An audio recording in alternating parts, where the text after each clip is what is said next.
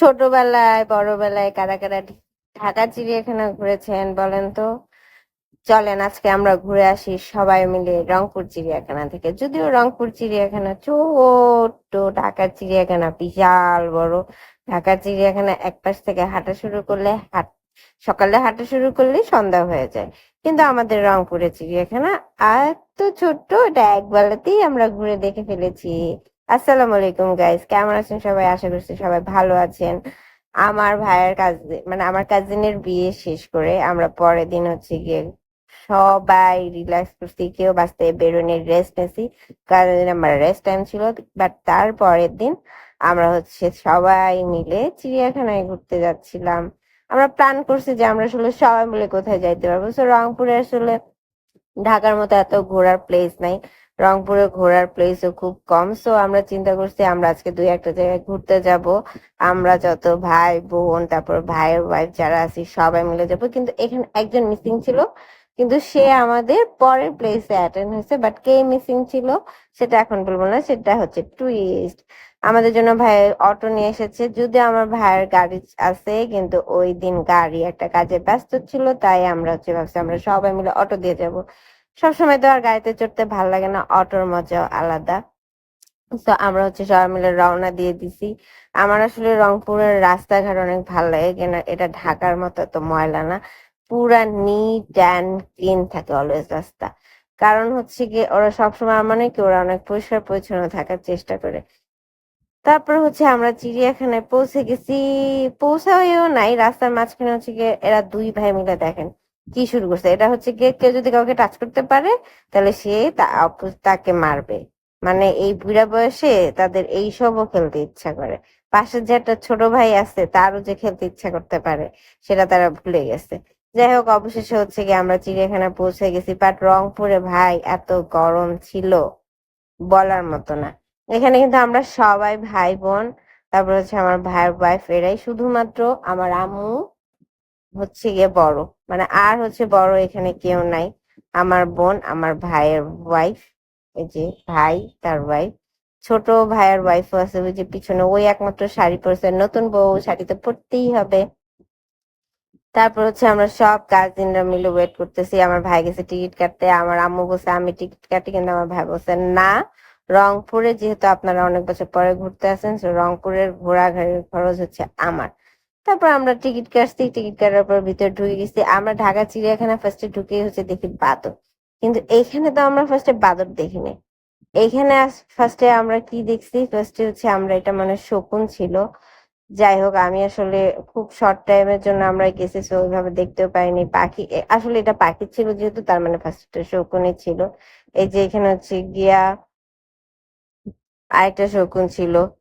But ওই দিন অনেক গরম ছিল, প্রচুর গরম ছিল। আর আমি খুবই সিম্পল থাকি, আপনারা সবাই জানেন। আমি অনেকটাই দেখি হচ্ছে গিয়ে, মানে অনেক রেডি সেডি হয়ে বের হয়। বাট আমি চিন্তা করি ভাই আমি একটা ফকিনি মার্কেট ড্রেস পরে বের হইতে পারলেই হয়েছে। তারপর আমরা কিছু দূর হাঁটার পর এসে দেখি বাদর, বাদরের কাছে বান্দরামি করা। সো ওরা বান্দরামি করতেছিল, এটাই স্বাভাবিক। কেউ ঝুলেছিল, কেউ ইয়ে করতেছিল। তারপরে আমরা এই পাশে আসছি। এইটা আমি আসলে চিনতে পারতেছিলাম না যে অ্যাকচুয়ালি এটার নামটা কি হইতে পারে, বাট এখানে এটার নামটা দেওয়াই আছে। এটার নাম কি যেন, যাই হোক আমি ভুলে গেছি।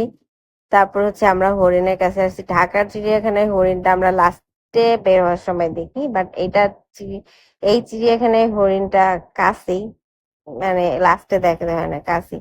আর এখানে অনেক কিছু নাই, এটা হচ্ছে গাধা। এখানে অনেক পশু পাখি নাই। ঢাকা চিড়িয়াখানায় অনেক অনেক কিছু পশু পাখি, এখন এখানে আমরা হাতি দেখতে পারি নাই।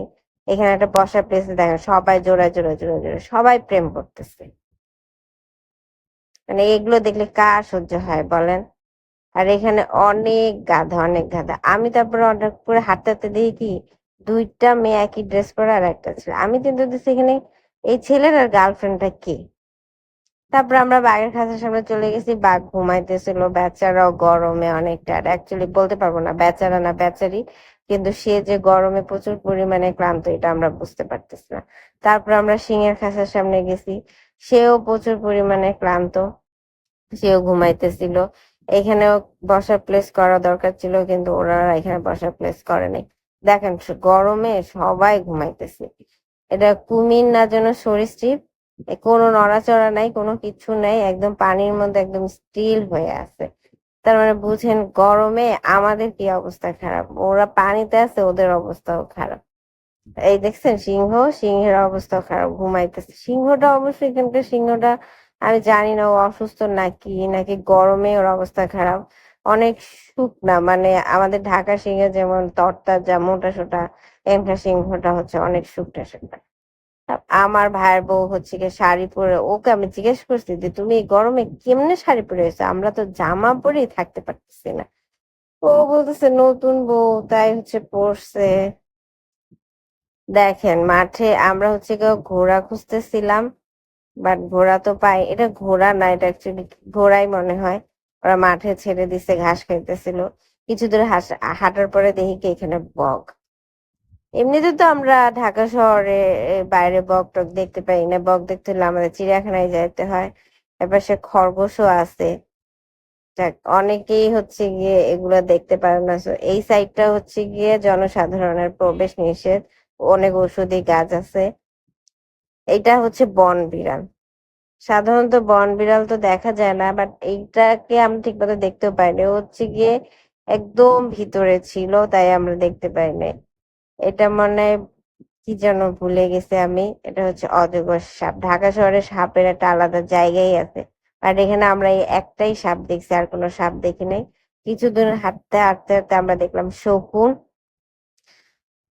শকুন তো আসলে আমরা আমাদের ঢাকা চিড়িয়াখানা, তারপর দেখি একটা শকুন এই পাশে মরে আছে। So sad. তারপরে এই বাচ্চাটা হচ্ছে কিছুক্ষণ ছবি এটা হচ্ছে গিয়ে ওই যে কি বলে কালো বানর না জানি এরকম একটা কি যেন।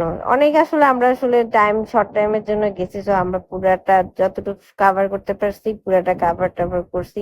আসলে বললাম না যে রংপুরের চিড়িয়াখানাটা অ্যাকচুয়ালি অনেক ছোট, ঢাকার চিড়িয়াখানা এতটা বড় না। কারণ ঢাকার চিড়িয়াখানা এক পাশ থেকে হাঁটা শুরু করলে এটা প্রায় হচ্ছে কি আপনার 4 5 6 ঘন্টা লাগে পুরাটা কাভার করে আসতে আসতে। বাট রংপুরের চিড়িয়াখানাটা খুব ছোট। তারপর আমরা বের হয়ে আসবো, বের হয়ে আসার সময় আমি বলছি কি এটা গন্ডার। পরে বলতেছে আমার ভাই, বলতেছে গন্ডার না গাধি, এটা হচ্ছে গিয়ে জলহস্তি। জলহস্তি কিন্তু জলেই থাকে। আমি বলছি "ও আচ্ছা, আমি গরমে আমার মাথা খারাপ হয়েছে"। তো আমরা সবাই মোটামুটি হচ্ছে গিয়ে চিড়িয়াখানা দেখা শেষ। তারপর আমরা আরেক জায়গায় যাবো, তো আমরা সবাই বের হয়ে যাচ্ছিলাম। বের হয়ে আমরা হচ্ছে গিয়ে অটোতে করে তারপর হচ্ছে গিয়ে আবার হচ্ছে গিয়ে যে জায়গায় যাব সেই জায়গায় হচ্ছে অটোতে করে যাব। সো এরপরে কোথায় গেলাম সেটা দেখতে হলে আমার ভিডিওগুলো রেগুলার দেখতে হবে, লাইক কমেন্ট শেয়ার করে পাশে থাকতে হবে। সো আল্লাহ হাফেজ, আজকের জন্য এতটুকুই। সবাই ভালো থাকবেন, সুস্থ করবেন, এবং অবশ্যই অবশ্যই অবশ্যই লাইক কমেন্ট শেয়ার করবেন। আল্লাহ হাফেজ।